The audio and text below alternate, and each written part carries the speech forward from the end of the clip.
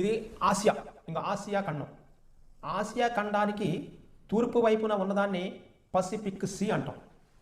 Pacific సీలో కొంత భాగము అంటే పసిఫిక్ మహాసముద్రంలో ఇటువైపున ఉన్నదాన్ని, పసిఫిక్ పశ్చిమ వైపున ఉన్న ఉన్న ప్రాంత భూభాగాన్ని నార్త్ కొరియా అంటారు. నార్త్ కొరియా ఇది రెడ్ కలర్లో ఉందంటే ఇది కమ్యూనిస్ట్ దేశం.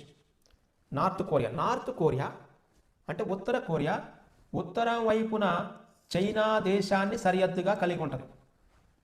నెక్స్ట్ దానికి ఈశాన్యం వైపున రష్యా దేశాన్ని సరిహద్దు కలిగి ఉంటుంది. దానికి పూర్తిగా దక్షిణ వైపున ఒకప్పుడు కలిసే ఉన్న దేశం దాన్ని సౌత్ కొరియా, దక్షిణ కొరియా. దక్షిణ కొరియా రష్యా చైనాలను సరిహద్దుగా కలిగి ఉన్న ఒక కమ్యూనిస్ట్ దేశం పేరే దాన్ని నార్త్ కొరియా, ఉత్తర కొరియా అంటాం. వీళ్ళు చాలా హైడ్రోజన్ బాంబులు, అణుబాంబులు కూడా తయారు చేస్తుంటారు. వీళ్ళు కమ్యూనిస్ట్ దేశం ఇది. ఇటు పడమర వైపుగా ఇది యాక్చువల్గా దీనికి ఇటు తీసుకుంటే ఈ దేశాన్ని ఇలా దీనికి నైరుతి ప్రాంతం అంటాం. ఇలా నైరుతి ప్రాంతంలో పసుపు సముద్రం ఎల్లో సీ, మరియు ఆగ్నేయ ప్రాంతంలో మరియు తూర్పు ప్రాంతంలో sea of Japan east sea అంటారు. అంటే తూర్పు సముద్రము, sea of Japan. Sea of Japan లేదా తూర్పు సముద్రాన్ని మరియు పసుపు సముద్రాన్ని కలిగి ఉన్న దేశం పేరు ఉత్తర కొరియా. ఉత్తర కొరియా 2 సముద్ర జలాల మధ్య 3 అంతర్జాతీయాల మధ్య ఆసియా ఖండంలో తూర్పు వైపున ఉంటుంది. ఈ తూర్పు వైపున ఉన్న ఈ దేశానికి రాజధాని నగరం పేరు పాంగ్యాంగ్ లేదా ప్యాంగ్యాంగ్. ప్యాంగ్యాంగ్ ఇక్కడ ఉంది ప్యాంగ్యాంగ్, నార్త్ కొరియా రాజధాని.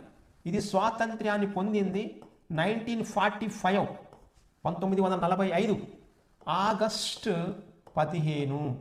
అయితే 1945 ఆగస్టు 15న స్వాతంత్రం పొందింది, కానీ ఇది రిపబ్లిక్గా 1948 సెప్టెంబర్ 9వ తారీఖున రిపబ్లిక్గా మారింది.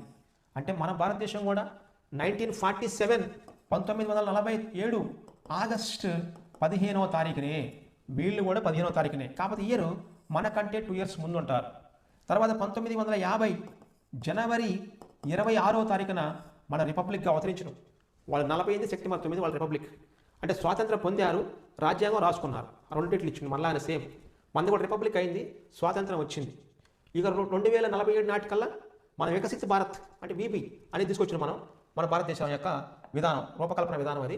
ఓకే, ఈ ఆగస్టు 15 అనేది వచ్చింది కాబట్టి దాన్ని తీసుకున్నాం. ఆగస్టు 15 రోజున స్వాతంత్ర దినోత్సవం జరుపుకునే దేశం. కానీ వీళ్ళు అయిన తర్వాత రిపబ్లిక్ డే జరుపుతారు బాగా, సెప్టెంబర్ 9.